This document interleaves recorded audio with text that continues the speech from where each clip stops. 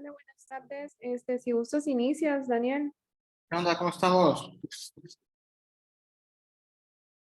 ¿Habrá chance que no se conecte Joya para poder tener mejor recepción?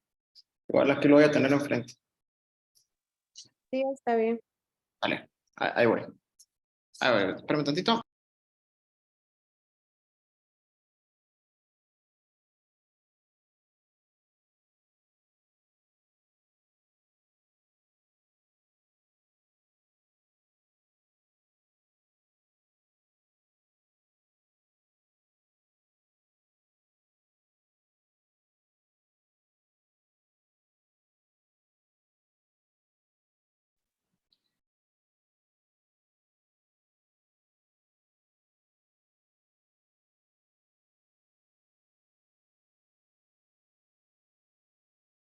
Ok, listo. ¿Puedo compartir pantalla? No sé si la tienes habilitada ahí. A ver, déjame checo. Sí, yo creo que ya. Aquí está. Aquí está Joya. Saluda, Joya. Ya está. Aquí vamos a ver la clase, Joya. Ok, inicia. Bueno, traté de hacer la clase lo más dinámico posible. ¿Sí? No sé si ahí se ve. Ahí está. Ahí se ve la pantalla, ¿verdad? Sí se ve. Bueno, el día de hoy vamos a hablar de angiografía con fluoresceína. Por mí. 30 de enero. Vale. Miren, antes de empezar la clase, vamos a hacer una pequeña plegaria. Me gusta empezar así para que podamos entender un poquito mejor. Padre amado, te damos muchas gracias por darnos la oportunidad de estudiar y trabajar juntos. Te pedimos que esta clase sea de beneficio para mí, para mis compañeros y un repaso para aquellos que ya la han tenido antes y han estudiado con gusto. Señor, que esto sea para beneficio de los pacientes, de sus familias y que todo lo que hagamos aquí sea para honra y gloria tuya. Lo pedimos en nombre de Cristo Jesús. Amén. Bien, vamos a ver principios básicos de la luminiscencia primero, bueno, de la fluorescencia. Vamos a aprender qué es luminiscencia, qué es la fluorescencia, qué es la fluorescencia del sodio, que es porque usamos fluoresceína de sodio, y el efecto de pseudofluorescencia. Dice que mi función de compartir pantalla está en pausa. A ver. ¿Se ve? No, no se ve. Sale, haz clic para salir de pantalla. Ahí sí. Ahí sí se ve. Sí, Vamos a presentar. Presentar. Ahí sí se ve, ¿no? sí. Ok. Otra vez. Dice función en pausa. ¿Cómo le puedo hacer para... Y las para adelante. A ver, ¿se alcanza a ver que cambié de diapositiva? Principios básicos, dicen. No. No se ve entonces. Ponla así sin presentación y la vas bajando tú. Ahí donde dice pausa, dale clic y ya te dice reproducir. Más o menos es el mismo botón. A ver, entonces le pongo presentar. A ver, presento aquí. Ya. Ahí se sale. Qué raro. No, es que, ¿sabes qué? Se me sale de la pantalla completa. La vamos a tener que dar así, sin, como dice la doctora. Vale. Vamos a aumentar un poquito más esto.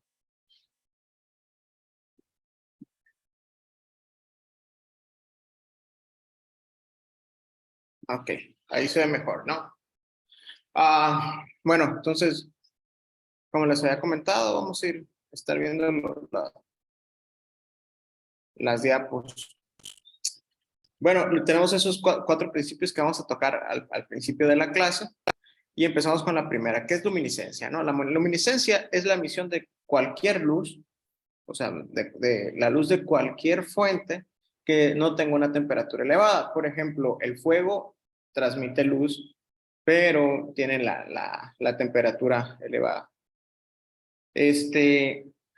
No sé qué otro objeto, por ejemplo, un foco que no es fuego, pero es grafito que está muy a elevadas temperaturas, también transmite, digo, grafeno, emite luz, pero está a una temperatura elevada. Bueno, en este caso es una sustancia que no necesita elevarse de temperatura para poder reflejar una luz. Ese es el fenómeno de luminiscencia. ¿Cómo hace esto? Pues por medio de la absorción de energía en forma de radiación electromagnética. En este caso, puede ser otra luz y que ésta llegara a exponenciar la luz que tiene propio. Por ejemplo, una poca cantidad de luz puede emitir una cantidad un poco mayor, pero con una frecuencia de onda diferente. Por ejemplo, en el caso de unas algas marinas que reciben luz de luna, que es una luz blanca con una frecuencia un poquito más elevada, al momento que reciben esa radiación electromagnética, no es reflejar, van a regresar o van a tener la respuesta de emitir luz de color azul verdosa, que es una longitud de onda más corta. Entonces, eso es luminiscencia. Cuando recibimos energía de forma de radiación electromagnética, puede ser luz, puede ser solamente las ondas de radio o ondas no visibles y se van a porque estén por encima de los rayos ultravioleta, inclusive que no podemos ver, o luz visible y se pueda regresar con una longitud de onda mucho más baja. En fin, todo tiene luminiscencia, inclusive nosotros tenemos luminiscencia, pero no la detectamos. Entonces, de eso es el principio básico en el que se mueve la fluorangiografía, porque necesitamos luminiscencia. Inclusive, vamos a ver un poquito más adelante que podemos tener luminiscencia de nervio óptico, por ejemplo, y no estamos todavía mandando una luz dentro del fondo de ojo, sino que la luz normal que entra a nuestro ojo hace que nuestro nervio óptico tenga luminiscencia. Bien, entonces, ¿la fluorescencia qué es? La luminiscencia que se emite de manera continua gracias a una excitación continua. ¿Qué quiere decir eso? Que mientras que la exciten, va a presentarse. Si no la excitan, no se presenta. Por ejemplo, los colores fluorescentes, un chaleco de uso para la carretera o alguna señal de tránsito, mientras que no haya luz, no produce una luz. Entonces, siempre necesita que una luz le aporte energía para que ésta pueda reaccionar o excitarse y emitir luz. La emisión se va a detener entonces cuando la fuente de luz primaria o de la radiación primaria deje de excitar. ¿Sí? Toda sustancia fluorescente emite luz en una longitud de onda que es propia. No refleja. Reflejar un objeto reflejante es cuando lo mismo que recibe envía de regreso, mientras que la fluorescencia lo que recibe lo baja de longitud de onda y lo emite a su propia longitud de onda. ¿Sí? Por ejemplo, aquí tenemos 4 sustancias que son con luz normal, pues de la misma longitud de onda de la luz que reciben. Pero cuando ya están en la oscuridad y reciben solamente una pequeña cantidad de luz, hacen el efecto de la fluorescencia. ¿Está bien? Ahí están emitiendo una longitud de onda diferente. Bueno, el sodio tiene también su fluorescencia. En este caso, la fluorescencia de sodio, ¿no? ¿Qué es? Pues es un hidrocarburo que responde a la luz de entre 456 a 490 nanómetros. Y va a emitir luz a una longitud, perdón, la longitud de onda tiene que ser más elevada a la que recibe. Ahorita lo dije al revés. Había dicho que era más alta y emitió una más baja. Es al revés. Es una más baja y emite una más alta. En este caso, esta emite una longitud de onda de 520 a 530 nanómetros más o menos. En este caso, cuando recibe una luz azul, que es la que está en el rango de 456 a 490, va a emitir una luz verde amarillenta. que es la que hemos visto.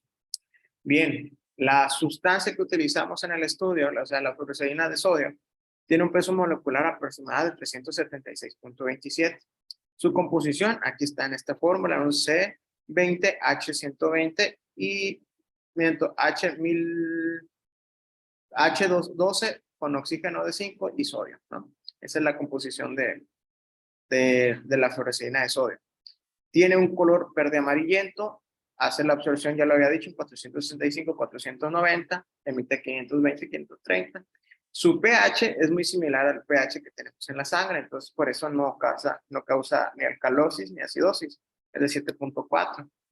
El 80% de la fluoresceína se une a proteínas, pero no causa unión en los tejidos y es fácilmente excretado por el hígado y la orina. En el caso de los pacientes, cuando le hacemos la prueba de la fluorangio, puede ser que ellos digan que tienen falla renal, pues ahí está contraindicado, ¿no? O que tienen alguna enfermedad hepática como cirrosis o hígado graso, pues ahí también hay que tener sus consideraciones. Y lo más importante, que un paciente sano, después de realizarse este estudio, pues va a manifestar que cuando va al baño, se le pinta la pipí de un color más amarillo.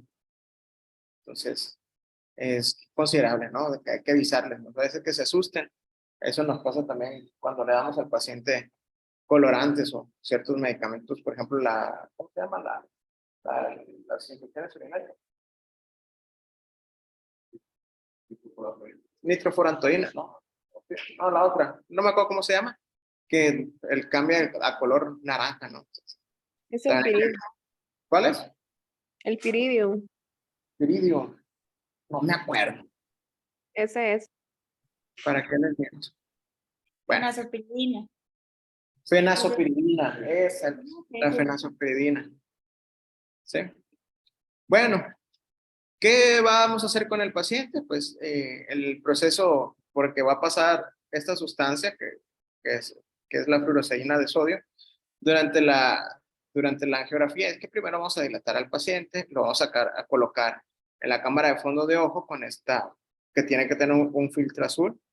Posteriormente se le va a inyectar la fluoresceína y vamos a empezar a darle los flashazos o ¿cómo le podemos decir aquí? Las tomas de la fotografía, que son en color azul, se le va a ir pintando los vasos retinianos. Esto es un nada más ahorita, una introducción. Ahorita vamos a ver cada uno de los pasos. La pseudofluorescencia, entonces, ¿qué es? Esto ocurre cuando la luz no fluorescente pasa a través del sistema del filtro. O sea, cuando hay una luz reflejada. ¿Sí? Si la luz azul reflejada atraviesa el filtro verde-amarillo, entonces se produce pseudofluorescencia. Esto hace pensar que las estructuras no fluorescentes sí lo son y podemos tener ciertos errores referente a eso. Entonces, ahorita vamos a ver algunos fenómenos también de pseudofluorescencia. ¿Está bien? Pero es un detallito que no debemos de pasar a, porque a veces hay, por ejemplo, lo mencioné ahorita, el nervio óptico se ve con luz reflejada, inclusive con su propia fluorescencia. Bien. ¿Qué equipo vamos a utilizar para hacer la angiografía? Tenemos que tener la cámara de fondo de ojo. Dos cámaras, en el caso de antes de los fluorangiógrafos, de los angiógrafos modernos digitales, se utilizaban dos cámaras, una motorizada y otra con cronómetro. Independientemente de esto, si es digital o si es manual, se tienen que utilizar los filtros de fluoresceína que estén bien emparejados. Las máquinas ya vienen así, pero pueden tener fallas. Ahorita vamos a ver algunas fallas.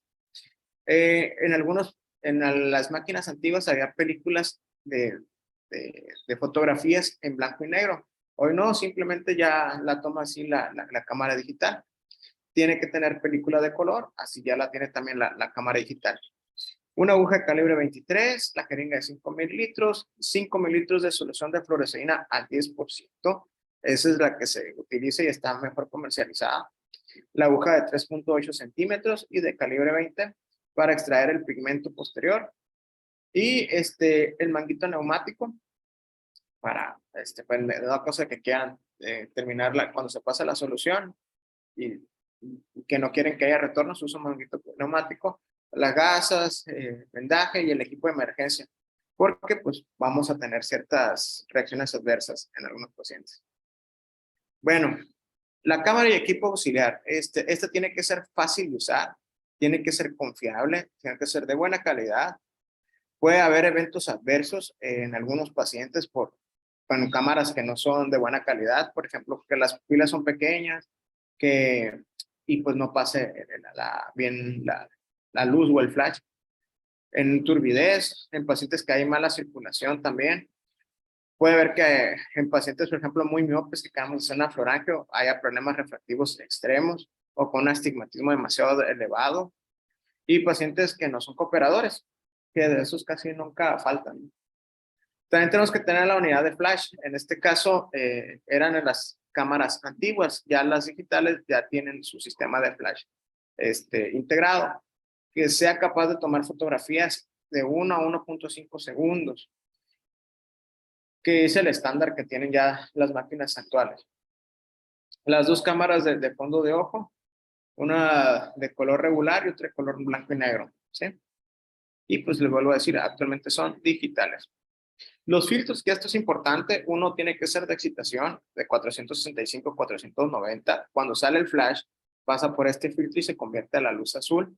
Mientras que cuando regresa, ahí está el de barrera, que es de color amarillo, y podemos, y es para quitar esta pseudofluorescencia. La solución de fluoresceína, lo vuelvo a decir, es una solución de 500 miligramos de fluoresceína al 5% en el vial de 10 mililitros. Los 10 mililitros se van a utilizar para toda la prueba.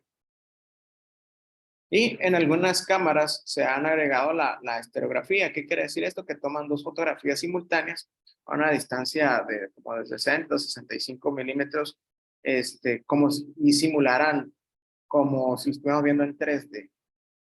Las nuevas máquinas ya hacen como que la unión de estas dos fotografías en una sola y nos da una apariencia tridimensional, como si estuviéramos viendo nosotros por el microscopio. Técnica, ¿cómo hacemos esto? Bueno, primero hay que identificar bien al paciente, ¿no? Identificar, cuando digo identificar, no solamente se trata de el nombre, el número de paciente, no. Hay que también preguntarle cosas como si podamos tener alguna complicación. Por ejemplo, falla renal, cirrosis hepática. ¿Qué otra situación? Por ejemplo, un paciente con algún trastorno psiquiátrico que no sea poco cooperador, etcétera. Debemos de colocar bien al paciente, y cuando digo colocar bien al paciente, ya incluye también ponerle su vía, ¿no? Hay que ponerle su vía del brazo izquierdo preferentemente, y que el acceso a la vía siempre esté a la mano de la persona que nos va a apoyar. Después, ya que tenemos el paciente bien colocado, vamos a alinear y enfocar bien la cámara. Inclusive se pueden hacer unas tomas previas al estudio para estar bien seguros de que el paciente está bien colocado y que al momento de pasar la fluoresceína, pues no vamos a tener como un disparo al viento, ¿no? Que los disparos en las fotografías van a ser las mejores posibles. La inyección de fluoresceína va posterior a las primeras fotografías del fondo de ojo, y vamos a llevar a cabo el desarrollo del plan fotográfico. De eso también vamos a platicar un poquito. Bien, identificación del paciente. Entonces, previo al inicio, el paciente debe ser identificado e informado acerca de la prueba. Y hay que decirle que hay algunos síntomas adversos que puede experimentar. También en este momento hay que dilatar al paciente, ¿no? Vamos a colocarlos posterior para que no se esté moviendo el paciente. Claro, yo sé que es de las partes más difíciles como paciente, colocarse en el soporte de la máquina. A veces le decimos, pon aquí la barbilla en la frente, y pone la frente aquí y casi la barbilla la ponen en la frentera. En todo momento debe establecerse una buena comunicación con el paciente. Si el paciente tiene alguna discapacidad, ya sea mental o de su sentido del oído, pues hay que hablar con el familiar para que nos acompañe. Igual, hay que tener a nosotros la persona que nos va a estar apoyando con la inyección. ¿sí? Entonces, ¿cómo lo colocamos? Primero aseguramos la cabeza, mentonera, frentera, y que la viendo venosa siempre esté accesible. Después realizamos las fotografías monocromáticas, nuestra foto de fondo de ojo. Y posterior a esto, inyectamos y tomamos la fotografía en 6 segundos. De 6 segundos en adelante se inician a tomar las fotografías. Hace mucho, cuando estaban las fotografías con rollos, pues sí, tenían que tener hasta un cierto límite de fotografías. Gracias a Dios y a las nuevas tecnologías, podemos tomar las cantidades de fotografías que queramos y no hay ningún problema. Si tomamos 40, 50, tenemos el acceso de poder borrar 1 o 2 fotos en caso de que no hayan salido como que queríamos nosotros y tomar solamente las fotografías que se nos son más útiles. ¿Cómo vamos a identificar los tiempos? Ahorita vamos a platicar de los tiempos. Errores comunes que pasan al momento de tomar las fotografías. Por eso es importante primero tomar la fotografía a fondo de ojo, porque así nos vamos a dar cuenta si el paciente está bien acomodado y las cámaras están bien centradas y enfocadas. La primera que tenemos es la toma correcta, ¿sí? Pero, por ejemplo, la segunda que tenemos, la imagen B, es una que está desalineada. Aquí probablemente el paciente esté con su cabeza separada o su mentonera no esté correctamente, la cabeza recargada en esta misma. En la tercera imagen es una imagen con un mal ángulo. Aquí el técnico que nos está apoyando o el mismo médico que la está tomando no está enfocando bien la cámara, ¿no? Está en un mal ángulo. O inclusive el paciente puede ser que esté con su cara volteando hacia abajo o a otra parte, con la cara completa. Y en la otra está alejada. ¿Qué quiere decir eso? Pues de que no estamos acercando lo suficientemente el equipo hacia nuestro paciente. Ahí está todo bien. ¿Qué efectos adversos podemos tener y que hay que avisarle al paciente? Bueno, los más sencillitos que son desde la vía, que se extravase y a lo mejor haya necrosis del tejido local en caso de que el paciente se infiltre o que la inyección arterial esté inadvertida. Ya síntomas más generales, más sistémicos, es de que el paciente de posterior a la prueba sienta náuseas y algunos vómitos, que haga una reacción vasovagal, inclusive que sea alérgico a la fluorescencia y pues no a la fluoresceína en este caso y no sepamos nosotros. Bueno, por eso hay que tener el kit por si ya sea anafilaxia. Pero ya síntomas un poquito más severos relacionados igual con reacciones alérgicas. A esto pues sería la parálisis nerviosa, inclusive algunos pacientes pueden llegar a convulsionar. Nunca lo he visto, pero si está escrito ahí es por algo. Y en todo caso, de las peores cosas que pueden pasar es que el paciente haga una tromboflebitis, que inicie con fiebre, inclusive la muerte. Entonces, pues claro, no se van a presentar con el paciente y decirle, esto te puede matar. No, pero siempre y cuando que sean conscientes que eso puede pasar y que si es necesario, pidamos ayuda a urgencias médicas. Ahora sí, viene lo bueno, lo más importante de la clase. La interpretación de una floraje. ¿Sí? Bien. Para empezar, vamos a hablar un poquito de anatomía para tener un poquito las bases de retina. Y vamos a hablar de la circulación de la retina. La fluoresceína va a circular en el plasma principalmente unida a las proteínas del plasma. Esa es la razón por la que no se unida a los tejidos. Solamente va a andar por el torrente sanguíneo. Tenemos 2 lechos. El primer lecho es el lecho coroideo al que va a llegar. En los capilares coroideos se va a difundir fácilmente en el intersticio. Va a pasar a través de los poros y se caracterizan a este tipo de capilar. Bien, en el lecho retiniano, en los capilares retinianos no presenta poros, entonces la fluoresceína se queda dentro de los vasos, no se va a quedar en el tejido. La fluoresceína que sale de los capilares coroideos se va a difundir al intersticio, se va a ver así, ahorita van a ver cómo se pinta bien bonito. Va a atravesar la membrana de Bruch, esta se va a teñir con la fluoresceína, pero ahí se va a quedar, ya no va a pasar a los tejidos retinianos. O sea, en ninguna capa de la retina, en una retina sana, aclaro, va a quedarse nuestra fluoresceína. ¿Está bien? En una retina sana no hay fluoresceína en el tejido. El globo ocular y el nervio óptico, entonces, pues aclaramos, ¿no? Son irrigados a través de la arteria oftálmica. Estos van a dar dos ramas. El tronco común para la arteria central de la retina y la arteria ciliar media, que es más o menos en el 44-50% de los casos, y la arteria ciliar lateral. Ahí están las arterias, se las puse en las imágenes. Bueno, por aquí va a pasar nuestra proseína hacia nuestro lecho coroideo y nuestro lecho retiniano. Bien, para los que todavía no se saben las capas de la retina, aquí tenemos un corte histológico. Bueno, un esquema de un corte histológico. Lo más superior es lo más interno. ¿Sí? Tenemos el vítreo. Vamos de interno a externo. Tenemos nuestra capa levitante interna, tenemos la capa de fibras nerviosas y vasos, la capa de células ganglionares, la capa plexiforme interna. También tenemos nuestra capa nuclear de capilares, y después empieza con la plexiforme externa, la nuclear externa, los fotorreceptores, tanto conos y bastones, y el EPR. Justo detrás del EPR tenemos la membrana de Bruch, y justo detrás de la membrana de Bruch tenemos la coriocapilares, que esa es la que más se tiñe, es uno que vamos a platicar ahorita. Detrás de eso está la coroides con todos los vasos coroideos, tanto plexo interno o profundo y el plexo externo. Y tenemos también nuestra esclera, ¿no? Que ya tenemos ahí toda la capa de nuestro ojito. Vamos a hablar de una por uno. Esto es en la retina periférica, pero también tenemos nuestra retina macular. En la retina macular, todas las fibras se van a ir hacia el centro, como si estuvieran invaginadas, todas las capas. Y recordemos que en ese lugar es donde más tenemos fotorreceptores.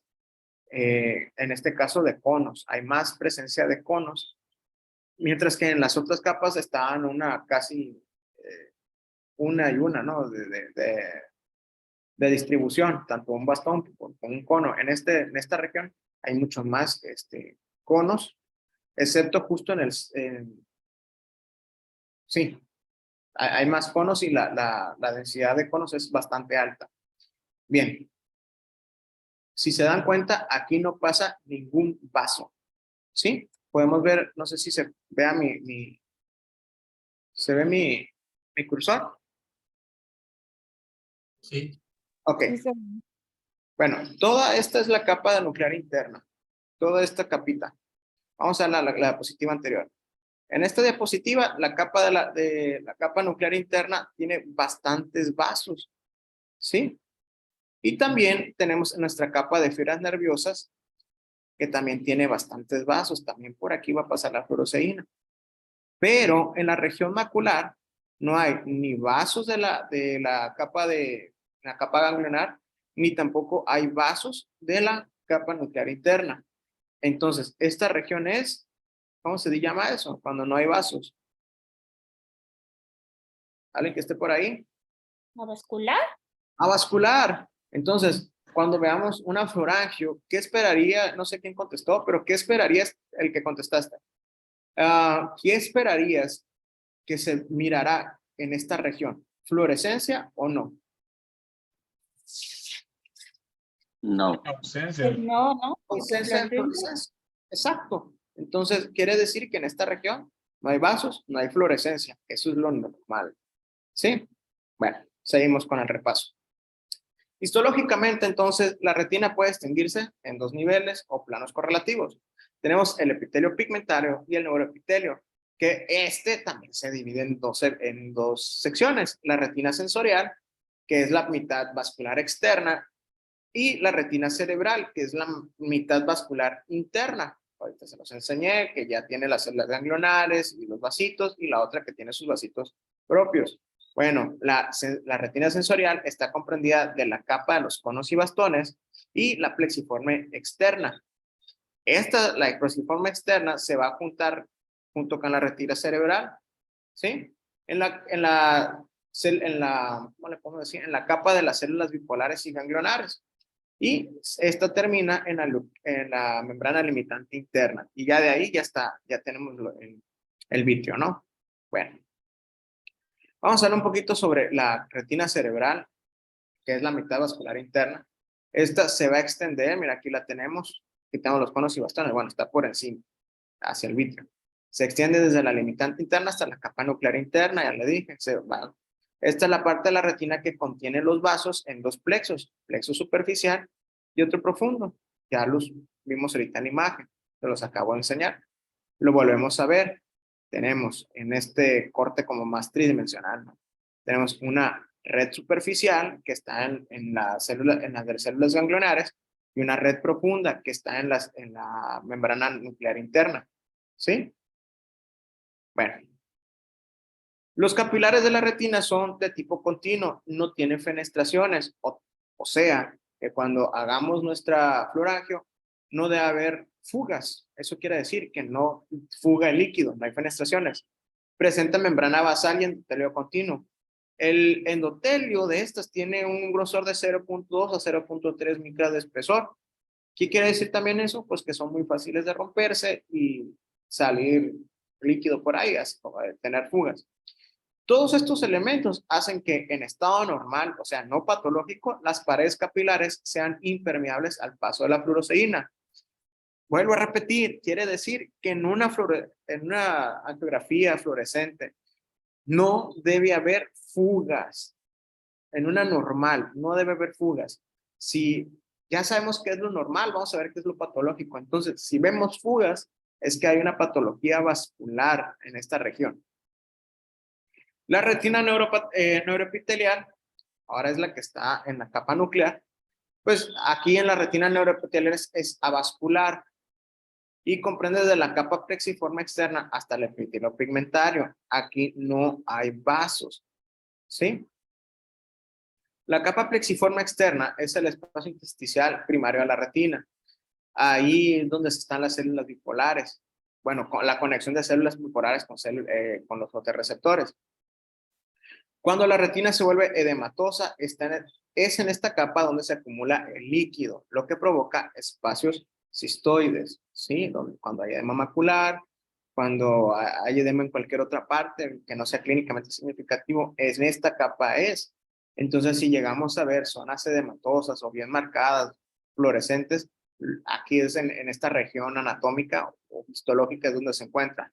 Las hemorragias retinianas profundas y las exudaciones, en este caso, por ejemplo, en pacientes diabéticos donde hay hemorragias en punto y mancha, o que hay exudados duros o blandos, o exudados algodonosos. No, los exudados algodonosos creo que son, no, miento, los exudados algodonosos son en la capa de células ganglionares. O, por ejemplo, los exudados y las hemorragias de un paciente diabético son en esta región, ¿sí? Entonces, esto ahí lo vamos a poder localizar. El epitelio pigmentario, pues, ya sabemos que son células impermeables que dividen, mejor dicho, que está pegada a la capa de Bruch, y es de aquí donde se puede desprender la retina. Vamos a hablar un poquito de esto. La cantidad de pigmento que posee dificulta o impide la visualización de estructuras fluorescentes que están detrás de él. O sea, el EPR funciona como un filtro. Normalmente no permite el pasaje de fluoresceína desde la coriocapilar a la retina. Escúchenlo bien, no permite. Si vemos que hay fluoresceína, que vamos a decir que está y como un efecto de ventana, que ahorita vamos a ver que es un efecto de ventana, es que hay un daño en el EPR. Está unido firmemente a la membrana de Bruch y en forma débil al resto de las capas de la retina. Eso hace que cuando haya desprendimientos, pues se afecta la retina neurosensorial. Y estas aparentemente se pueden quedar todavía pegadas. En estados patológicos, sufre fenómenos de atrofia e hiperplasia. Esto va a provocar cambios en imágenes angiográficas, aumentando o disminuyendo la visualización de las estructuras que se encuentra detrás. ¿Qué es un efecto de ventana? Cuando hay atrofia de la retina, ¿sí? Hay atrofia y se alcanza a ver como si, pues una ventanita, o sea, una fluorescencia justo detrás del EPR. O caso contrario, por ejemplo, pacientes con hipertrofia del EPR, no sé si han escuchado de eso. ¿No? El signo de la huella de oso. Bueno, hay niños que nacen con el EPR hipertrófico y cuando hacemos una fluorangiografía, aparece un efecto de pantalla o de cortina, que es todo lo contrario, que no se ve la coroides así como que difuminada, sino que se ve un parche oscuro justo delante de la circulación coroidea. Sí, ahorita vamos a ver muchos ejemplos, no se preocupen. Y el área macular, pues sabemos, ya lo había dicho, que esta área es avascular, pero vamos a leer un poquito. Dice, en la foviola, las fibras de la capa plexiforme externa ya no corren en forma paralela, ¿sí? Ya no están como en el sándwich. Ahora como que se impaginan, se ponen de una forma perpendicular, dice, se inclinan y se disponen en forma meridional. En esta capa plexiforme hay pigmento xantófilo. El epitelio pigmentario tiene células más grandes y con más contenido de melanina y lipofuscina. Por lo tanto, esa región, aparte de que es avascular, el EPR es más grueso todavía, está lleno de pigmento, porque pues ahí es donde hacemos las principales, el principal metabolismo de la fototransducción. Por lo tanto, ahí es casi imposible que, bueno, mejor dicho, es imposible en una angiografía normal que pase el pigmento de la circulación coroidea hacia nosotros. O sea, no se ve, es imposible ver. Por eso, en la región macular, cuando hacemos una fluorangio, se mira completamente negro. ¿Sí? Esa es la razón. Vamos a explicar un poquito esto. Ven cómo las células plexiformes pasan de estar paralelas a estar perpendiculares hacia los fotorreceptores. Y es en esta región, justo en el centro, donde el EPR, que es esta membrana que tenemos de ladrillitos, tiene más pigmento. Por lo tanto, los vasos coroideos al momento de pintarse con la fluoresceína no permite, o sea, al momento de querer ejercer fluorescencia, pues no les va a permitir el EPR, le va a funcionar como una barrera. Bueno, la coroides está irrigada por arterias ciliares posteriores, la lateral y la media. Ok. Estas van a dar origen a arterias ciliares, las posteriores cortas y las arterias ciliares posteriores largas. Estas, acuérdense que las posteriores cortas son las que irrigan también al nervio óptico. Y estas pueden ser una o dos. En algunos pacientes hay como que cierta variación anatómica. Pero bueno, lo importante aquí es que van a irrigar una zona muy importante, ¿sí? Aquí dentro del círculo dice, área punteada, zona irrigada por las arterias ciliares posteriores cortas. Esta región, ¿sí? Esta región puede ser que esté tomada en algunas enfermedades y en otras no. Es gracias a eso. También hay una zona que corresponde a la arteria ciliar larga posterior temporal y en algunos pacientes, en el área M, que es en el área macular, va a corresponder a las ciliares cortas posteriores mediales. Algunos pacientes, les vuelvo a decir, tienen variaciones anatómicas y no se cumple esta regla, pero es un porcentaje pequeño. En fin, lo importante es ver qué regiones está irrigando cada una, porque en pacientes que tienen obstrucción de alguna arteria, se va a manifestar también. Y podemos, según la región, saber si hay un daño de alguna arteria en específico. Y aparte de esto, pues la coroides tiene vasos grandes que se van a hacer cada vez más pequeños para darse paso entre la misma coroides. Los vasos grandes coroideos van a tener paredes impermeables al paso de la fluoresceína. Eso hace que sean visibles en el llenado, en el tiempo de llenado. También se va a formar de estos la coriocapilaris. Dice que está formada por lóbulos deformes geométricos. Tienen de 3 a 6 lados y miden entre 500 y 1000 micras de diámetro. Están grandecitos. En el centro de cada uno de estos lóbulos se va a abrir una arteriola precapilar. Y los lóbulos se van a estar rodeados de una vénula postcapilar donde van a hacer el shunt. Y estos se van a drenar a venas un poquito más gruesas de calibre. Y estas al mismo tiempo a las venas vorticosas, ¿sí? Entonces es la región donde hacen shunt.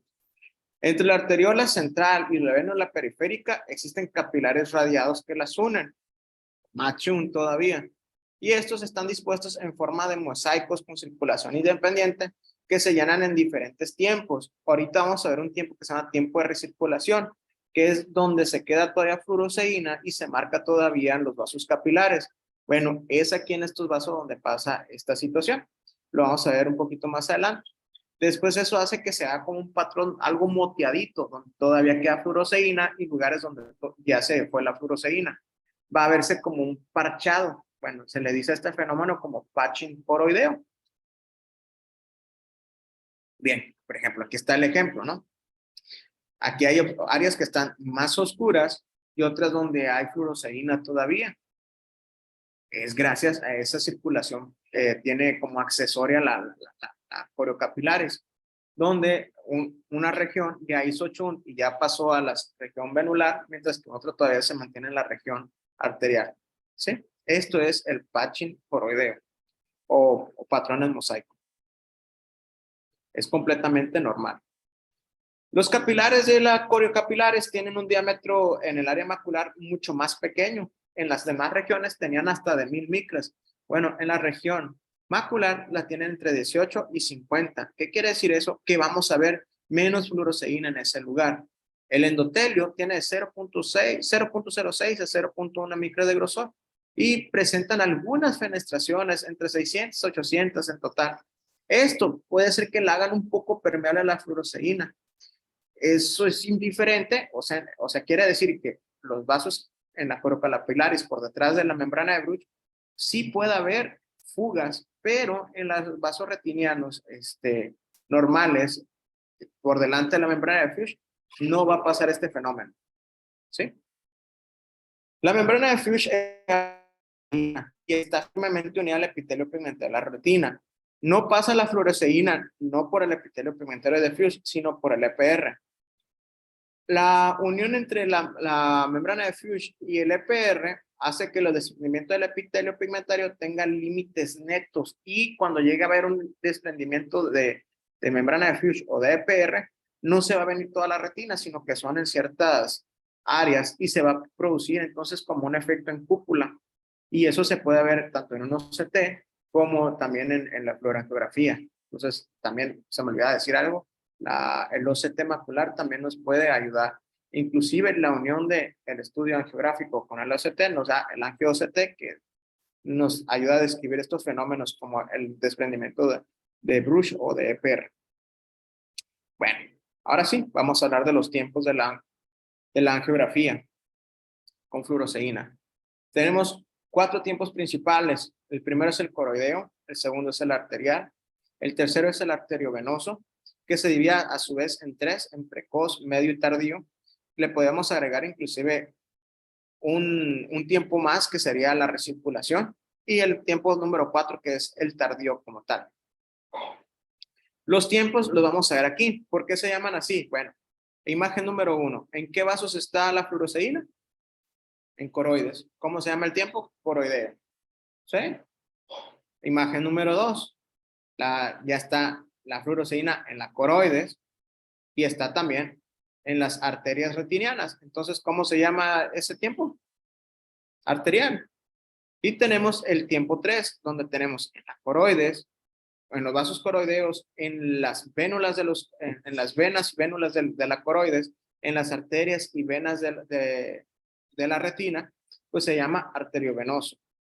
Y por fin se va toda la fluoresceína de los vasos retinianos, pero queda todavía en los tejidos de la coroides porque ahí sí se une a los tejidos. Entonces se llama tiempo tardío. ¿Está bien? ¿Hay duda con esto? ¿No?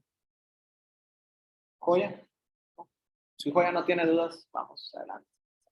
Todo bien. Excelente. Lo primero que vamos a hacer, les dije tomar la primera foto, ¿no?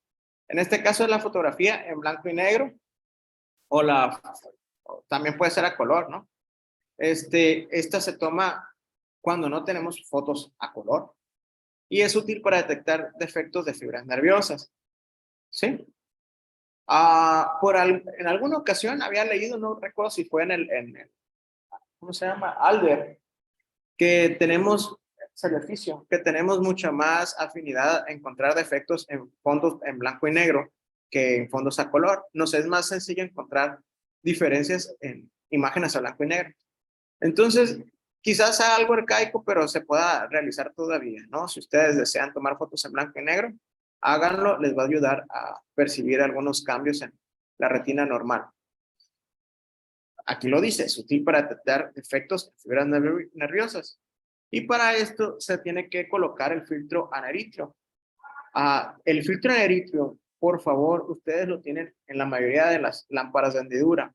Utilícenlo. Van a hallar también defectos en las fibras nerviosas. Este es un secreto que a mí nadie me contó.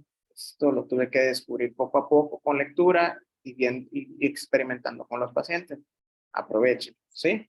Usen el filtro aneritro, la lucecita verde que está entre la luz con el filtro polarizado y el azul. Bien, empezamos con el primer tiempo. El tiempo coroideo desde 8 a 12 segundos después de la inyección. Acuérdense que después de la inyección nos tenemos que esperar ¿cuántos segundos? Para empezar a tomar fotos. 6 segundos. 6 segundos, muy bien, si pusiste esa atención. Bien, entonces. Y Daniel les pregunta, y Daniel preguntan que respondan, ¿verdad? Porque es mala educación estar en la clase conectados, pero no prestando atención. Así que, por favor, Daniel está tratando de hacer interactiva la clase. Entonces, por favor, les pido. Se los hice en Canva, sí. No sé. Sí respondimos, Daniel. Dijimos 6 segundos. Tú estás respondiendo. Te digo en general. No te conozco, Alejandra, pero ya me caes bien. Aquí estoy. Hay que vernos allá en México. Vamos a cotorrear.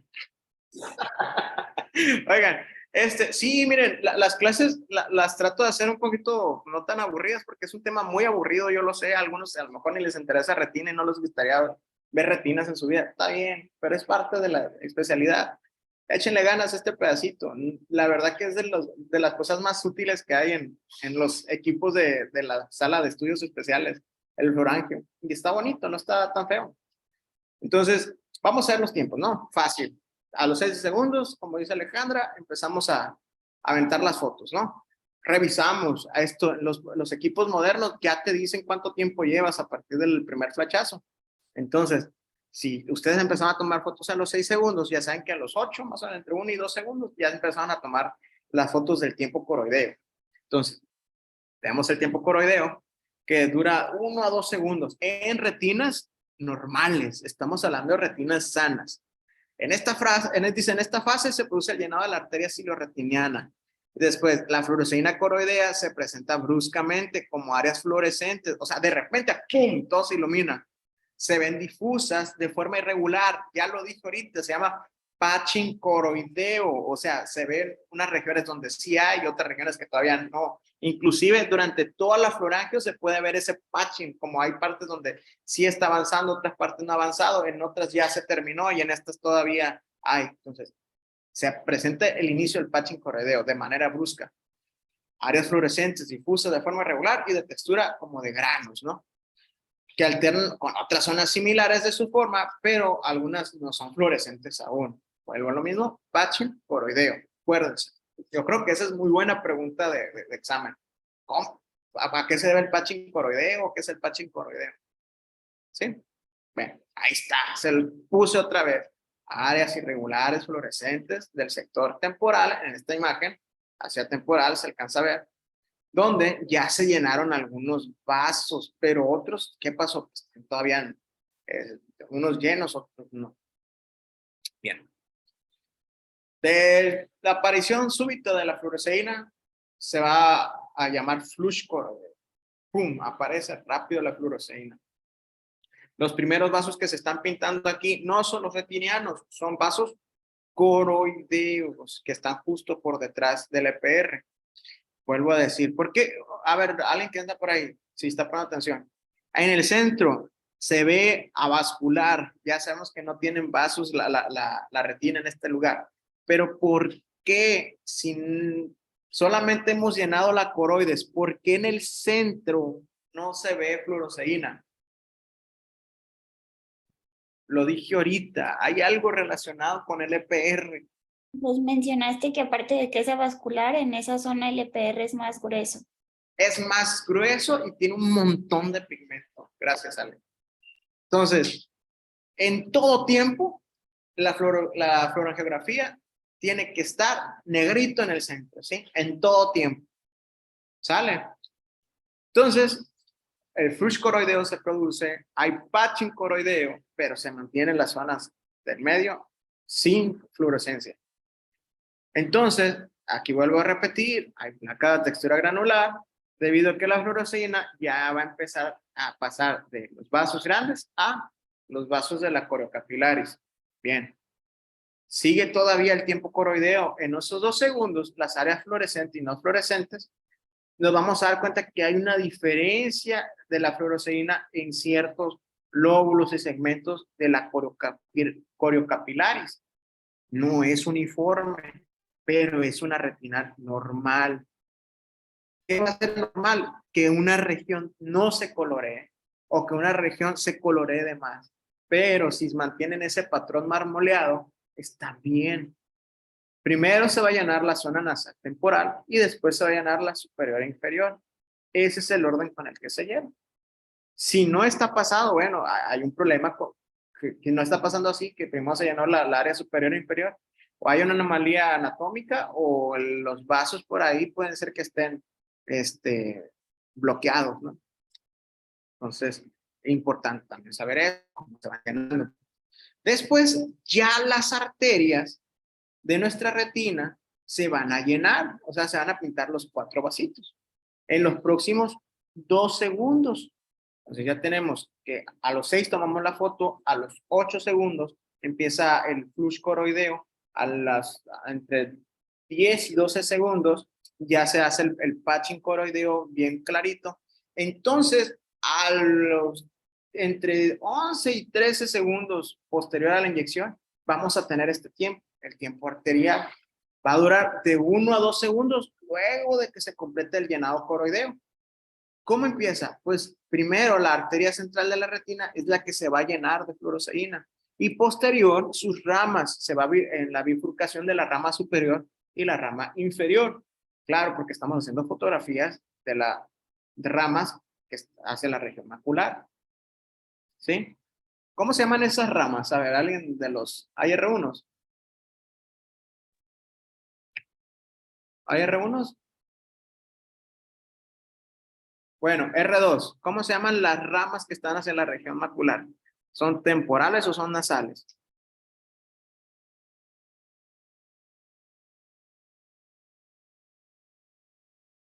Pocos son nasales.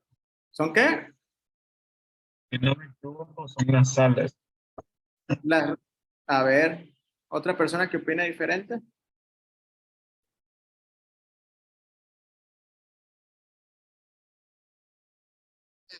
Oye, ¿nasales o temporales? Nasales. Oiga, estoy pidiendo que alguien opine diferente. Joder. Son temporales. Son temporales. Respuesta correcta. Son temporales.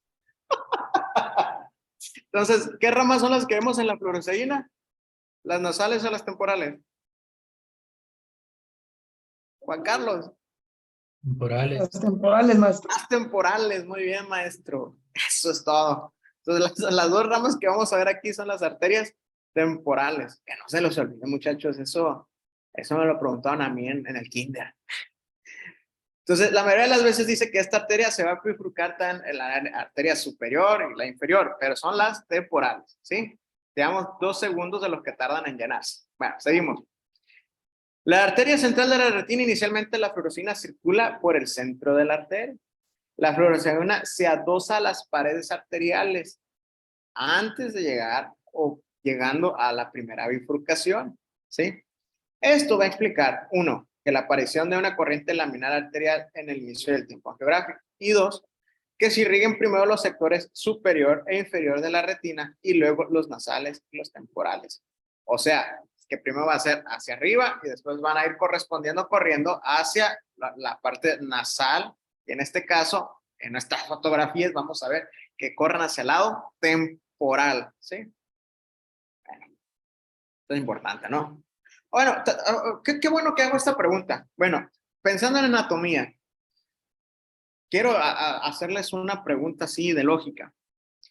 ¿Cuáles serían entonces las regiones que primero sufrirían de isquemia? ¿Qué región sufriría isquemia primero? Vean, imagínense por favor la imagen de esta imagen. Tenemos esta imagen, no se la imaginen, aquí véanla. ¿Qué región sería la primera en sufrir isquemia? Si estamos entendiendo cómo se llenan de furosemida nuestras arterias y nuestras ramas de la arteria central de la retina.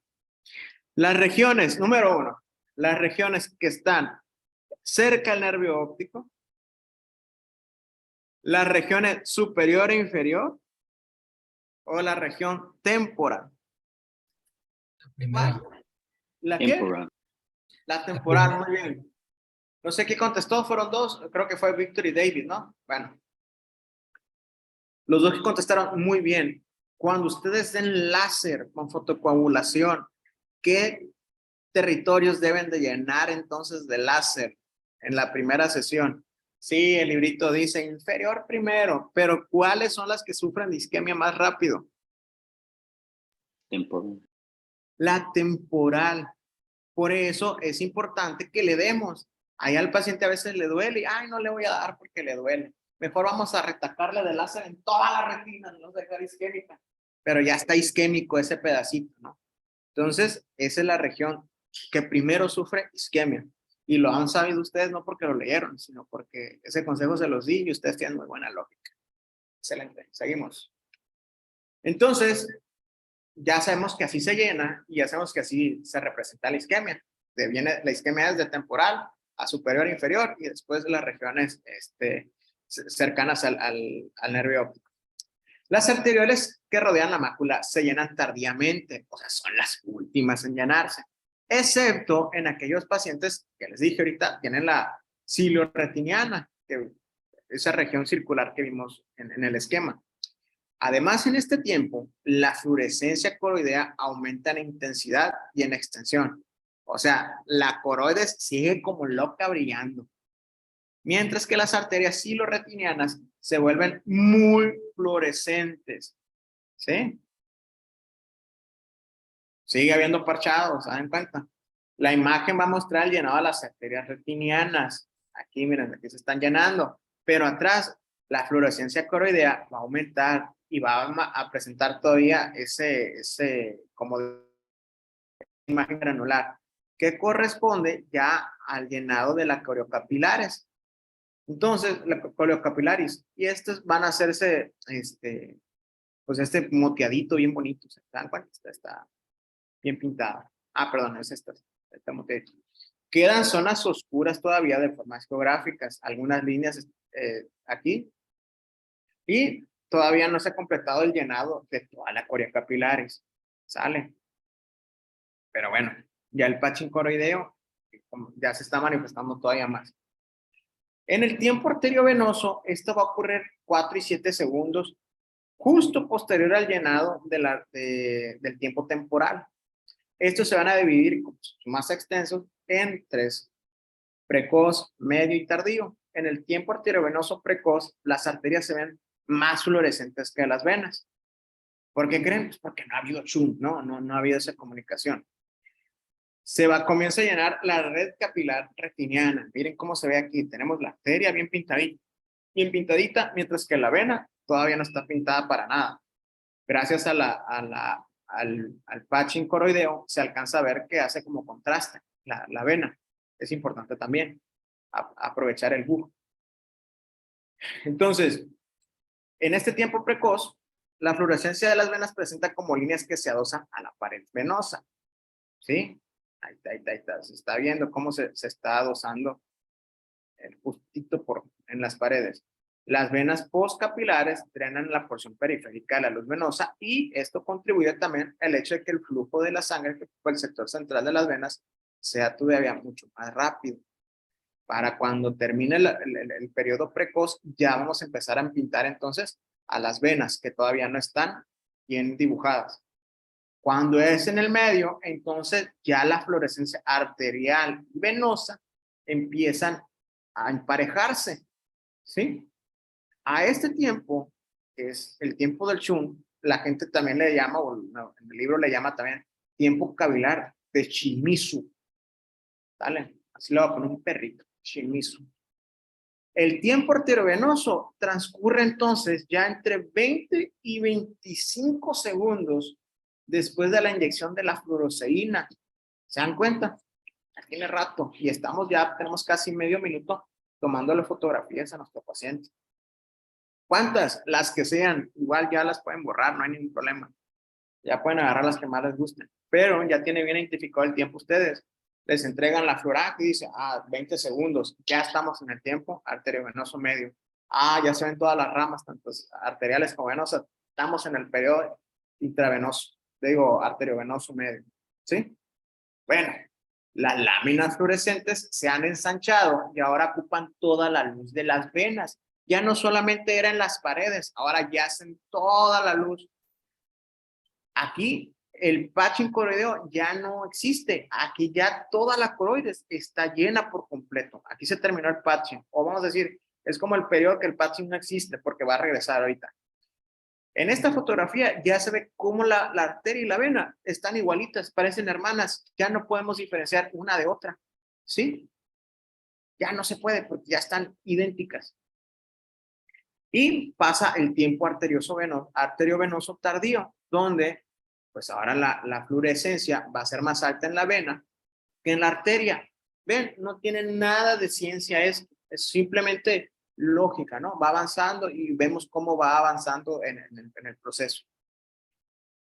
Ya la coreocapilaris ya no va a estar tan brillante como en el tiempo pasado, en el medio, donde estaba brillando a más no poder.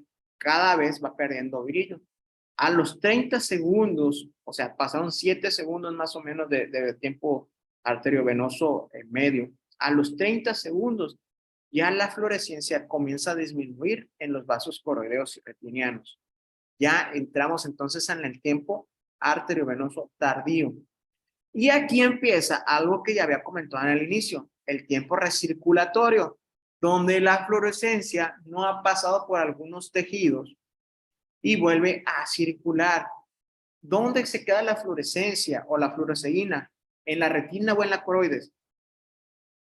Es que repetió mucho eso, ¿Dónde se queda la fluoresceína? ¿Dónde creen que pasa el tiempo arteriovenoso? ¿En la retina o en la coroides? ¿Alguien? En la coroides. En la coroides. ¿Sí? Acuérdense que en el coroides sí ya sí pega chicle, ¿no? Ahí sí se queda un rato. Bueno, ahí hace tiempo recirculatorio. Ahí va a tardar más en irse nuestra fluoresceína. Entonces, a ese tiempo de recirculación, le vamos a decir hacia la desaparición de la fluoresceína de los vasos. Pero dura, ¿cuánto creen? 10 minutos luego de la inyección. La fluorescencia coroidea va a ir disminuyendo poco a poco, pero todavía queda fluoresceína en el tejido de la coroides, no en la retina, en el tejido coroideo. Los vasos de la coriocapilar van a permitir el pasaje de la fluoresceína al medio. Esta difundirá a través del tejido intersticial coroideo. ¿Hacia dónde? A la membrana de Bruch y hacia atrás a la esclera. Nunca por delante de la membrana de Bruch, porque el EPR pues no se los deja. Eso ya lo vimos ahorita en la anatomía. Ven, todo tiene conexión y todo tiene su explicación. La verdadera impregnación de los tejidos ocurre durante el tiempo tardío y a eso le dicen tinción. La esclera también se tiñe en el caso de las retinas normales por sus propios vasos capilares, ¿no? Y también van a filtrar fluoresceína. Pero bueno, nuestro epitelio pigmentario de la retina no va a permitir que veamos esto. Esta fotografía me explica un poquito eso, en que todavía se ve difusón a los 10 minutos. Es una imagen de 10 minutos esto. Bien, en la región de la mácula, bueno, ya son todos los tiempos. ¿Hasta ahí alguna duda? ¿No? Bueno, sigo. La mácula en el angiograma normal permanece oscura siempre. Siempre. Si en alguna angiografía no está oscura, hay un problema ahí. En la región macular, las células del epitelio pigmentario, ya lo dijo ahorita Alejandra, son más altas, están más gruesas, están más pigmentados y tienen más melanina y más lipofuscina. O sea, ahí no debe pasar. Aparte de esto, hay pigmentos xantófilo en la capa plexiforme de la retina, especialmente en la fovea, que también eso aumenta la opacidad de esa región durante la fluorescencia. Y número 3, la retina foveal no tiene capilares, o sea, es avascular, así que no debe de haber fluorescencia alguna en ese lugar. Siempre tiene que estar negrito, ¿no? Siempre. No puede haber luz ahí. En el caso de la papila del nervio óptico, pues este es un tejido blanco en sí, que el blanco pues tiene su propia fluorescencia. Entonces va a reflejar intensamente la luz siempre. Entre poco o mucho, siempre se va a manifestar fluorescencia. En este caso, un fenómeno de pseudofluorescencia. Podemos ver todavía algunos pacientes que tienen pseudofluorescencia aumentada antes de la inyección de fluoroseína. Por eso, antes de inyectar la fluoroseína, hay que tomar una fotito. La perfecta combinación de los filtros puede eliminar la pseudofluorescencia. Inclusive, podemos darnos cuenta que los filtros están fallando si al momento de tomar la foto tenemos esta imagen de la papila. Esta imagen es de un ojo sano, pero con un filtro de baja calidad. Se debe, la papila durante el tiempo coroideo también va a llenar un poquito. Esto se debe a que los capilares situados en la lámina quirobosa pueden llenarse de fluoroseína. Si existe una arteria siloretiniana, como dijimos ahorita, la fluorescencia va a hacer que en el sector temporal se marque y después de un segundo, la fluorescencia va a aumentar y va a adquirir un aspecto capilar. Eso es completamente normal. Es una variación anatómica nada más. Después de eso, en el tiempo coroideo va a haber un llenado del plexo preliminar, que es el plexo de Heyre, o los capilares prepapilares racemosos, que es el tiempo de Shimizu, ¿se acuerdan? Esos son capilares sinuosos que ocupan toda el área de la papila, incluso en la excavación fisiológica, en un paciente con glaucoma se puede ver. Mucho más clarito todavía. En el tiempo arterial, aumenta la fluorescencia papilar debido a la presencia de mayor cantidad de fluoroseína. En los plexos ya mencionados, sí se ven, miren, aquí se ve en el sector temporal, sus vasitos están bien pintados. Eso no habla de neovascularización, son vasos normales.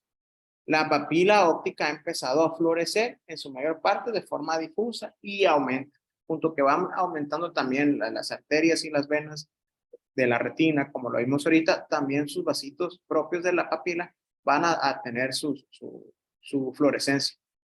En el tiempo arteriovenoso precoz, la fluorescencia papilar pues va a aumentar, igual que el resto. El plexo compuesto de los capilares rectilíneos que salen de la papila en forma de radio, o sea, esa coronita que tiene, se va a pintar también. Y estos pues le vamos a conocer como vasos capilares epipapilares radiados. Se pinta como una coronita. Lo mismo que pasa en el resto de la retina. Como hay vasos capilares venosos, durante el tiempo arteriovenoso medio y tardío van a aumentar su fluorescencia y esto va a ser uniforme con el resto de la retina, ¿sí? Si ven ustedes una anomalía donde no está pasando eso, bueno, hay un problema en los vasos también de la papila. El tiempo arteriovenoso medio, lo mismo, se aumenta tanto vena como arteria y va decreciendo conforme va pasando al tiempo tardío. Y aquí miren, para el tiempo tardío ya están apagadas sus arterias y sus venas y se ve muy difuso y vuelve a su estado, quizás vamos a decirlo, de pseudofluorescencia, como lo había empezado desde el inicio. Ahora vamos a ver algunos fenómenos anormales. Muchachos, le voy a poner turbo, ya llevo una hora hablando. Los fenómenos anormales son dos, la hipo y la hiperfluorescencia. Estos se dividen en más. La hipofluorescencia, miren, este es un normal, pero tenemos un patológico donde no hay fluoroseína. A este defecto le conocemos como defecto de parche o defecto de bloqueo o defecto de pantalla, ¿sí? Se ve como una cortina. Se define con un área menor intensidad de blanco o de fluorescencia en el tiempo que está pasando todo. y en comparación con el resto del angiograma o del angiograma normal, entonces se ve más opaco. Entonces tenemos la hiperfluorescencia por falta de llenado o la hiperfluorescencia por bloqueo, que se llama el efecto de pantalla. Vamos a ver el caso de por falta de llenado. La hiperfluorescencia producida por una alteración en la perfusión de una zona determinada, lo que podrá manifestarse. Pacientes que tienen isquemia, por ejemplo, que hablamos ahorita, por ausencia del colorante en dicha zona, por un retardo en el tiempo de aparición de la fluoresceína, en fin. La hipofluorescencia por falta de lleno puede producirse a nivel de 3 territorios vasculares, los mismos que ya vimos ahorita: el coroideo, el retiniano y el papilar. Aquí hay áreas de hipoperfusión, entonces aquí por ejemplo vemos un área, aquí está marcado en el cuadrante superior derecho.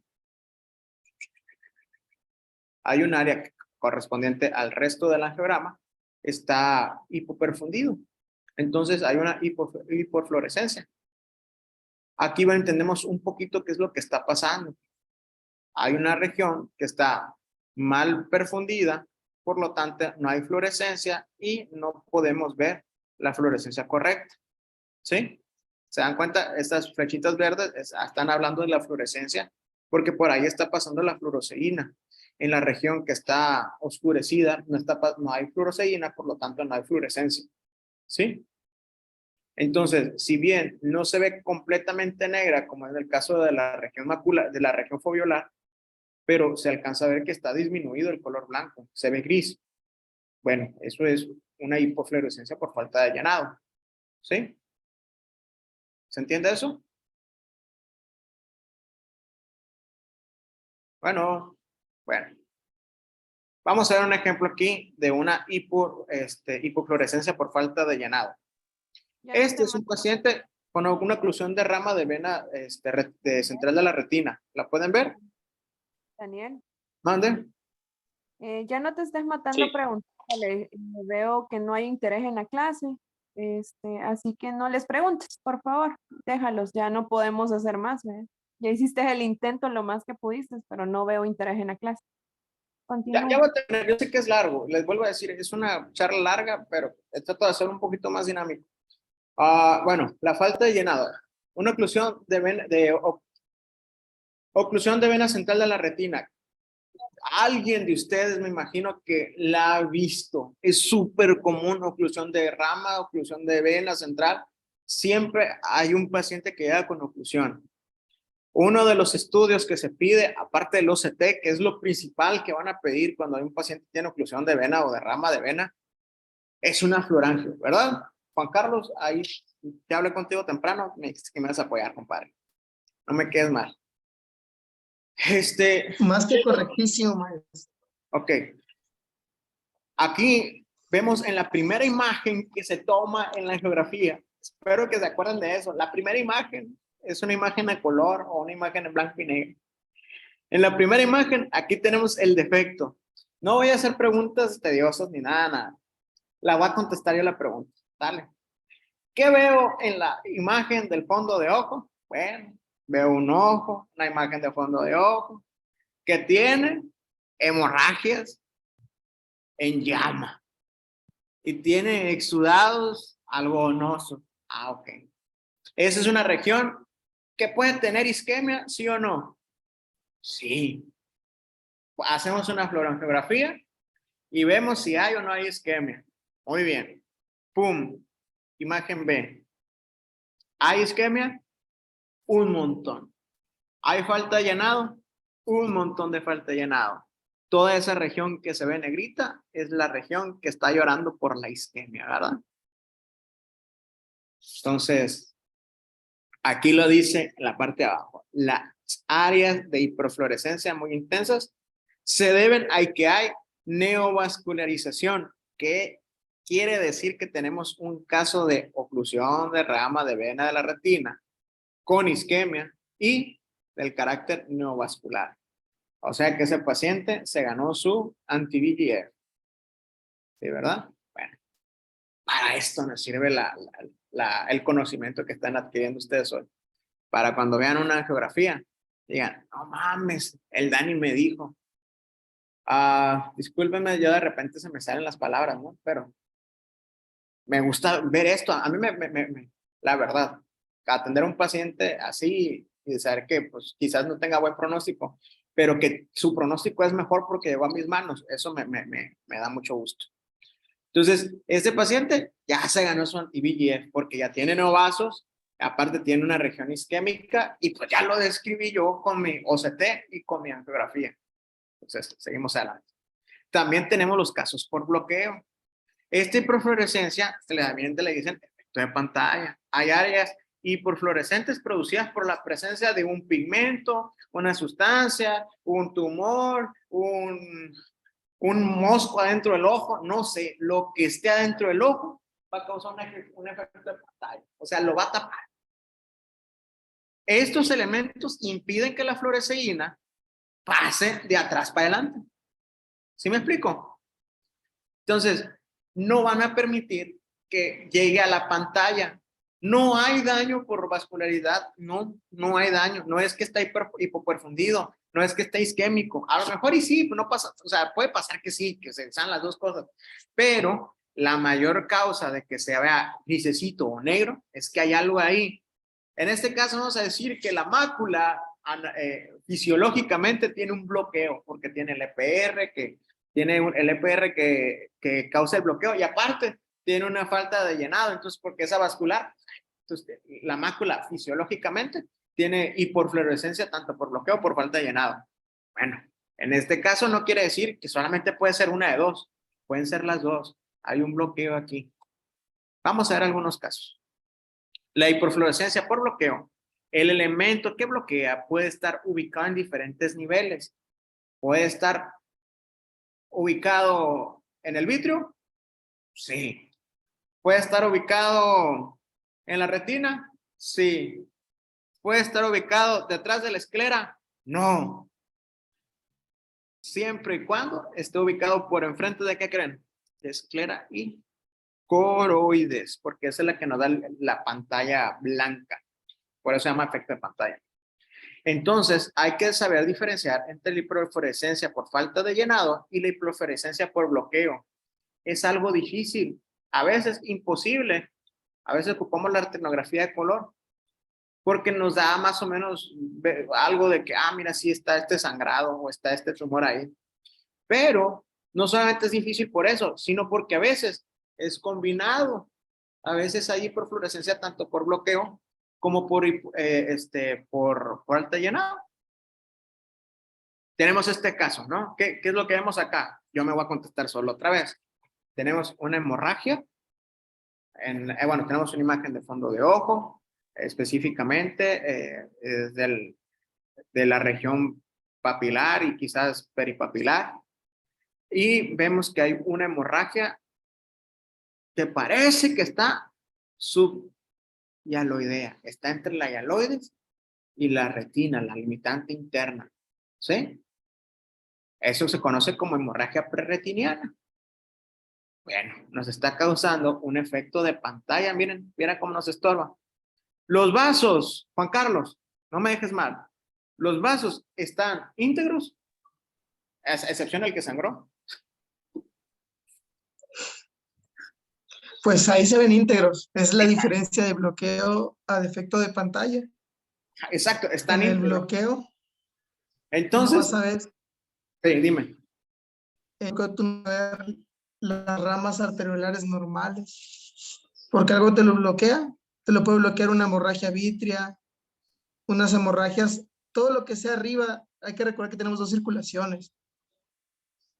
Y la fluorangiografía nos checa la circulación de la retina interna. En este caso, todo lo que está arriba. La prerretiniana.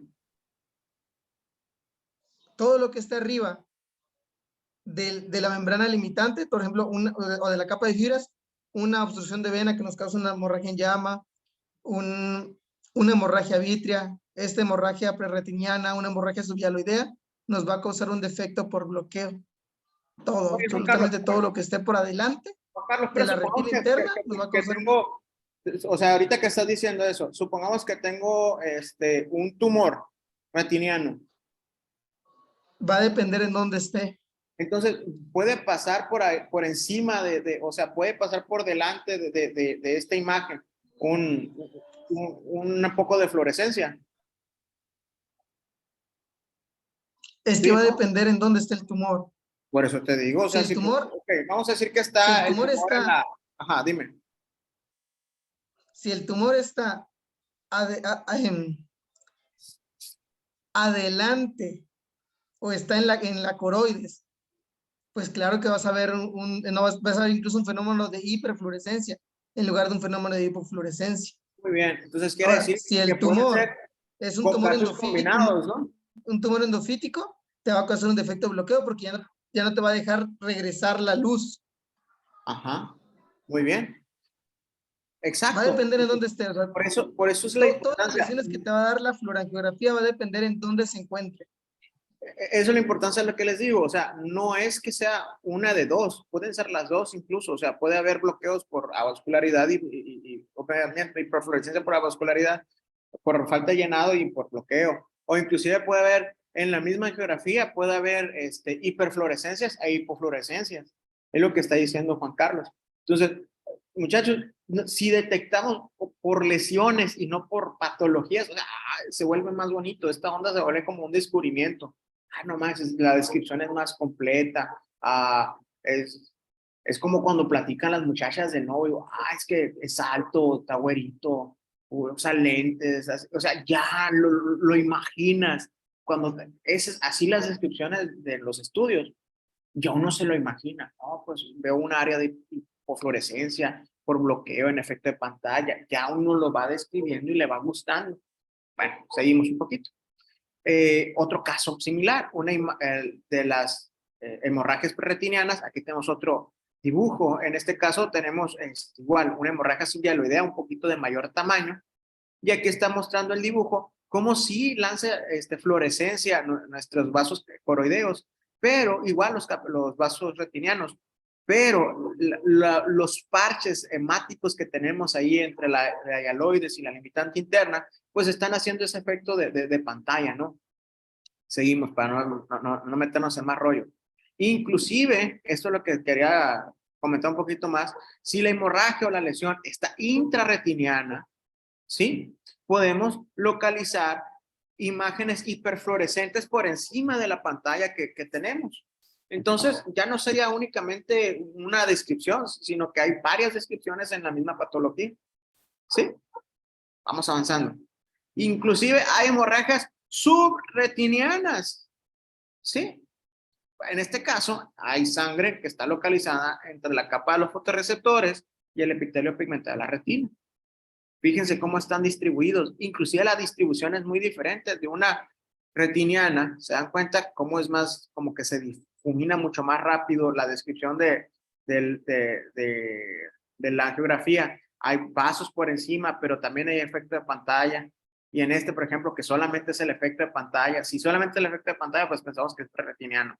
Si están los dos, una hiperfluorescencia y una hipofluorescencia como efecto de pantalla, pues ya sabemos que es interretiniano. Pero, por ejemplo, acá, donde los vasos que ya tenemos identificado, donde se encuentran las arterias, donde se encuentran las arterias de menor calibre, que la región que no es posible quizás que aquí ¿cómo lo puedo decir? Que ya se nos haga un poquito más increíble que haya sangrado por debajo de la retina, pero también lo podemos describir, nada más como los vasos retinianos se marcan. Entonces ya sabemos que el efecto de bloqueo, el efecto de pantalla, ¿sí? del bloqueo, se encuentra por debajo, anatómicamente por debajo de la retina, justo entre el EPR y las capas de células de fotorreceptores. Entonces todo eso nos va dando la información de la angiografía. Y ahorita vemos una lesión que está en el EPR, que es la hipertrofia del EPR, que es una huella de un osito. O sea, en este caso no hay lesiones satélites que hacen que sea como de oso, pero bueno, tenemos la hipertrofia, con esto nacen los niños. Y ya lo podemos revisar para ver si es un tumor o algo. Y no, miren, ahí nos damos cuenta que en la fotografía de fondo de ojo, pues vemos la lesión única. Si lo podemos ver con estereopsia, pues vemos que está inclusive un poco más elevada de lo normal. Y lo vemos en la fluorangiografía, donde no hay fluorescencia en ese lugar. Como lo había comentado Alejandra, hay mucho pigmento, el EPR es mucho más grueso, pero sí encontramos fluorescencia en la región retiniana, principalmente en los vasos grandes, ¿no?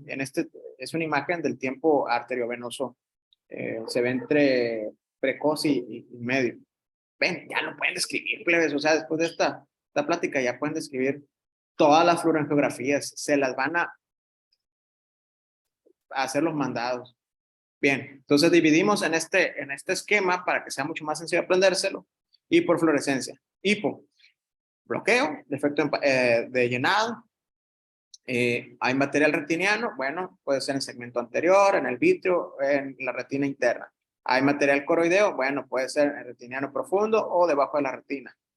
En el defecto de llenado, bueno, tenemos de un defecto retiniano, puede ser por la arteria, la vena, el lecho capilar, etcétera. Se las va a pasar la clase, es un esquema cortito, pero la verdad me gusta más razonarlo con anatomía y con la imagen de la fluorangio. Y el otro fenómeno, ya para cerrar la clase, es la hiperfluorescencia. ¿Qué va a pasar en la hiperfluorescencia? Pues va a haber más fluoresceína en algunos lugares donde no debe de haber. ¿Sí? Bueno. Aquí lo dice, existe cuando en algunas fotos desde la serie angiográfica se observa más intensidad del blanco que lo que el tiempo o el sitio permiten esperar comparada a una angiografía normal. Apréndanse una angiografía normal y se van a aprender también esto. ¿Por qué puede pasar esto? Uno, todavía no se ha realizado la inyección y ya hay hiperfluorescencia. Por ejemplo, el caso de la papila. O posterior a la inyección. Entonces tenemos dos tipos de hiperfluorescencia. Prellenado y posllenado. O preinyección y posinyección. Preinyección, pues es hiperfluorescencia que se presenta cuando no se ha realizado ninguna inyección de fluoresceína. Puede producirse por pseudofluorescencia, que habíamos dicho de que puede estar fallando el equipo y los filtros no sean correctos, o autofluorescencia, por ejemplo, el caso de la papila, o de alguna lesión que sea autofluorescente. El retinoblastoma creo que es autofluorescente. Es una fluorescencia falsa causada por los filtros del excitador. Ya lo dije, no lo voy a repetir. ¿Sí? Bueno. También ojos que presentan una extensa área de atrofia corioretiniana también dan pseudofluorescencia. Y por ejemplo, en esta papila ya revisaron, los filtros están al madrazo. Revisaron a otro paciente y no se ve la papila hiperfluorescente, pero vuelven a pasar al paciente y se vuelve otra vez a ver la fluorescencia. ¿Qué están pensando en esto? Bueno, quizás este paciente tiene una drusa de nervio óptico que hace que aumente la fluorescencia. ¿Sí? O hay una drusa muy grande en alguna otra parte de la retina que esté causando esa pseudofluorescencia. ¿Está bien? O esa autofluorescencia. Y la autofluorescencia es la propiedad que tienen algunos tejidos en emitir una luz fluorescente al ser estimulados con la luz azul. No es que los filtros estén mal, es que así es el tejido. Eso. Aquí este caso, miren. Sí es la drusa que les he hecho, la drusa de la papila. Aquí hacen todo el estudio y se dan cuenta que sigue hiperfluorescente esta onda. En el tiempo de llenada, o sea, en el tiempo coroideo, en el tiempo arterial, en el tiempo arteriovenoso, en el tiempo tardío, siempre estuvo prendido. Ya, pues revisan bien, le hacen un OCT de nervio óptico. ¿Y qué era? Pues tenía una drusa de papila, ¿no? Y posinyección, que es lo más que vamos a ver, ¿no? Lo más común. En dos grupos, con aumento tardío y sin aumento tardío. ¿Qué quiere decir con aumento tardío? Que conforme va pasando el tiempo, cada vez se hace más hiperfluorescente, aún que ya haya pasado el tiempo arteriovenoso. ¿Qué quiere decir eso? Que la fluoresceína se está quedando ahí. En el caso de una fuga, por ejemplo, por un sangrado, va a pasar esto, ¿sí? En hemorragia, paciente diabético con hemorragias en punto y mancha, va a pasar esto, ¿sí? En el paciente que vimos ahorita con la oclusión de rama de vena central de la retina, había hiperfluorescencia también. Y es con aumento tardío, porque aumenta y ahí se queda un rato por la neovascularización. Y sin aumento tardío es cuando el área de hiperfluorescente disminuye su intensidad conforme va pasando el tiempo. Bien. Sin aumento tardío, vamos a ver primero esto. Tenemos una lesión que en el primer tiempo arterial se empieza a colorear, En el tiempo arteriovenoso se coloreó más fuerte, pero en el tiempo tardío también disminuyó su fluorescencia, ¿sí? Normalmente, cuando pasa esto, llega primero a los vasos de la coroides y a la capilares. Esto se va a manifestar en el angiograma a través de una fluorescencia difusa, debido a que el epitelio pigmentario actúa como una pantalla, ¿sí? Impidiendo parcialmente la visualización del colorante. Pero va a pasar el efecto de ventana. Cuando la visualización de la fluorescencia de la coroides atraviesa la zona de alteración del epitelio pigmentario, ¿sí? Como condición debe estar íntegra la coriocapilares. Entonces se va a caracterizar por una hiperfluorescencia de aparición precoz en el tiempo coroideo. Va a disminuir o desaparecer en el tiempo tardío, pero sigue la curva de fluorescencia coroidea. Entonces la lesión está en coroides. ¿Qué puede pasar en este tipo de pacientes que tienen hiperfluorescencia con efecto de ventana? Una disminución congénita del pigmento del EPR, lo que hace que se vea una ventanita ahí, que haya tenido una uveitis inflamatoria y que ya haya pasado al periodo y que haya quedado una atrofia en el EPR, que haya algún tumor, que se haya realizado fotocoagulación, por lo tanto el EPR ya está dañado y va a haber efecto de ventana, que haya un trauma donde el EPR, la brush se dañaron y se haga efecto de ventana, que las drusas, las que están en el EPR, permitan la entrada de la fluorescencia, o mejor dicho, la salida de la fluorescencia. La atrofia del EPR en sí, después de un desprendimiento de retina y desprendimiento del EPR, después de entrías angioides, cuando hay un daño tóxico que dañe también el EPR, un agujero macular que haya dañado también el EPR y pliegues coroideos. Todo tiene que ver con daño en el EPR, lo que causa un efecto de ventana. Y cuando hay aumento tardío, se produce cuando la fotografía tardía aumenta la intensidad, o sea, se está quedando la fluoresceína ahí. Se pinta todo bonito con el tiempo arteriovenoso, pero ahí se mantiene todavía. 3/4 partes de la superficie que presenta la fotografía tardía. Ahí se queda 3/4 partes. Por ejemplo, con aumento tardío, tenemos aquí una lesión que no estaba pigmentada. Llega el tiempo arterioso, no se pigmentó, pero en el tardío sí se pigmentó. Esa es una lesión con aumento tardío. Aquí tenemos un ejemplo. Un DR, por ejemplo.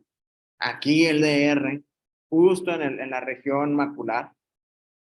Lo vemos en la fotografía de fondo de ojo normal. Hacemos el llenado. Miren, ¿qué región, en qué tiempo va Pues en el tiempo arterial, ¿no? Ah, no, miento, en el tiempo arteriovenoso, porque tenemos arteria y vena bien llenitos. No se pinta en el tiempo arteriovenoso. Posterior a en el tiempo tardío, ya aparece pintadito. Entonces, es una hiperfluorescencia post-inyección con aumento tardío. Ya podemos describir ahí, pues bueno, es un DR, ¿no? Entonces, diferencias. Es imprescindible contar con la fotografía tardía para poder diferenciar si el aumento es tardío o no. ¿Sí me explico? Dice, en esta última, la intensidad o la extensión de la fluoresceína siempre tiene que aumentar. Es la manera de diferenciar el no tardío y tardío. O sea, con efecto tardío o sin efecto tardío. Bien. El mismo esquema que vimos con la hipofluorescencia, aquí se lo dejo con la hiperfluorescencia. Recordar esto, ¿cómo se transmite la fluorescencia? ¿Podrías regresarlo? Las otras. La de hipofluorescencia. Gracias. Ok. Ahorita igual les voy a pasar el PDF. Ah, ¿Sale? ok. Gracias. Hay un montón de cosas, ¿no? Desde drusas, todo. Este esquema está muy bueno. Todas las lesiones que están referente a los hallazgos de la geografía. Para recordar y cerrar la clase, por favor, apréndanse esto. ¿Sí? ¿Cómo se transmite la fluorescencia? Aparece pronto en la angiografía, coincidiendo siempre con el llenado coroideo. Aumenta de intensidad a medida que aumenta la concentración de colorante en la coroides. Nunca una lesión, o nunca, mejor dicho, debe haber una lesión que aumente de tamaño ni de forma durante las últimas fases de la angiografía. Jamás la fluorescencia tiene que aumentar, siempre tiene que ir en decreciendo, nunca en crescendo. los que tocan instrumentos me entienden. Tiende a desaparecer y algunas veces desaparece cuando se vacía la colorante del coroides al final de la angiografía. Ya, para que sepan nada más eso. Aquí tenemos el resumen de la clase. Tenemos angiografía, la normal, todos se la saben. La patológica puede ser hipofluorescente o hiperfluorescente. Hipofluorescencia es por falta de llenado o efecto de pantalla o de bloqueo. Y la hiperfluorescencia es preinyección o preinyección. ¿Sí? Si es preinyección, puede ser por autofluorescencia o pseudofluorescencia. Posinyección con disminución de la hiperfluorescencia o efecto tardío, o mejor dicho, sin efecto tardío y con aumento de la hiperfluorescencia, que es el efecto tardío. Y las dos pueden ser con o sin anormalidades vasculares. Muchas gracias. Discúlpeme la tardanza. Creo que cubrí todo el tema.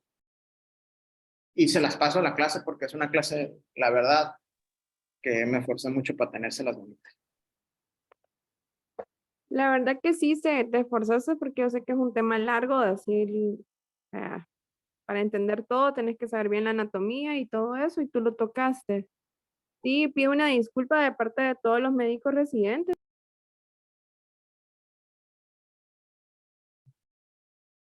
Pero lamentablemente no fue tan óptima como tú esperabas en ese sentido, pero te agradezco la iniciativa ¿ok? Estudien, nada, Miren, no este es mi último mes que me quedo en Guadalajara. Bueno, no. Febrero es el último mes, quedan 30 días nada más de la rotación.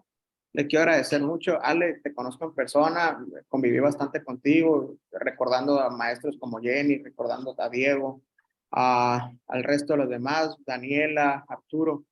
Se les agradezco mucho, ya sean fellows o ya adscritos, todo lo que hicieron el trabajo con nosotros.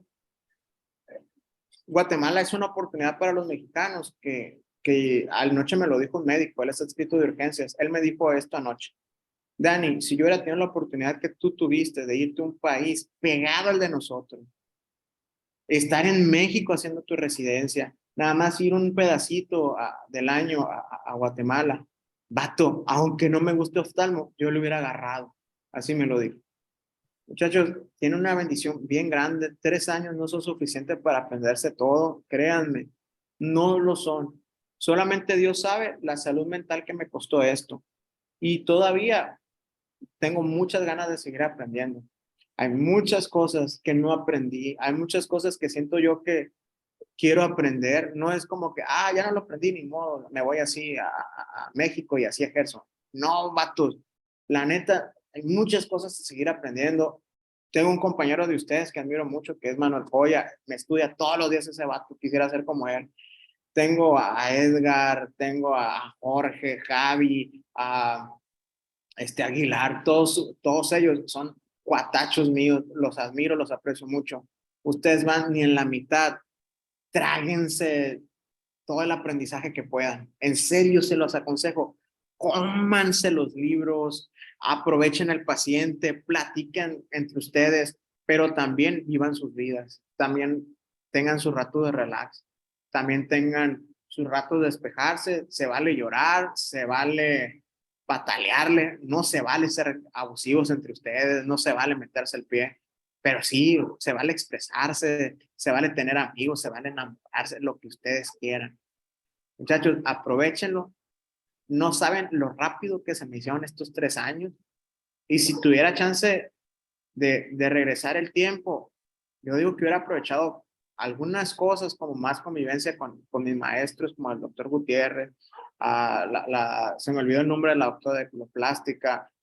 Me hubiera gustado tener más rotaciones, no solamente aquí en Guatemala, sino en otros países, quizás en el mismo México. Rotaciones con ustedes en Guadalajara, rotaciones en otros lugares que Montemorelos tiene. En serio, aprovechenlo. Tienen un amigo conmigo, cualquier cosa que quieran consultar. Si no la sé, le investigamos, pregúntenle al Joya. No sé todo, pero si alguna cosa me hace falta, lo investigo, le echo ganas, lo buscamos con tal de que sus pacientes salgan mejor. Y esta onda no es para competir, créanme que el verdadero enemigo es la enfermedad y la indiferencia. Y en esto estamos ustedes y yo y todos juntos, creo yo. No para competir, sino para sacar adelante a esa gente que acude con nosotros, con sus poquitos quetzales, con sus poquitos pesos, porque confían en ustedes. Y confían que ustedes están partiendo a la madre para darles el mejor diagnóstico y salvarles. Si el ojo o la vista, o que ustedes se la devuelvan en algún momento, porque volver vistas es salvar vidas. En serio. Un abrazo para todos. Creo que no es mi última clase, me van a dar otra clase, pero de una vez a los que ya no los voy a ver, un abrazo para ustedes y mucho éxito en lo que venga, y les encargo sus oraciones por mí y por mi familia. Gracias, muchachos. Muchas Gracias. gracias. Bueno, chicos, entonces, nos vemos el día de mañana para la clase del doctor Francisco. La vamos a empezar a las 5:15 de igual manera. Y el miércoles la clase de Ale y van a tener libre jueves y viernes. ¿Ok? Entonces, así que Gracias. pasen bonita tarde, descansen. Gracias, Daniel. Muy buena clase. Muchas gracias, Daniel.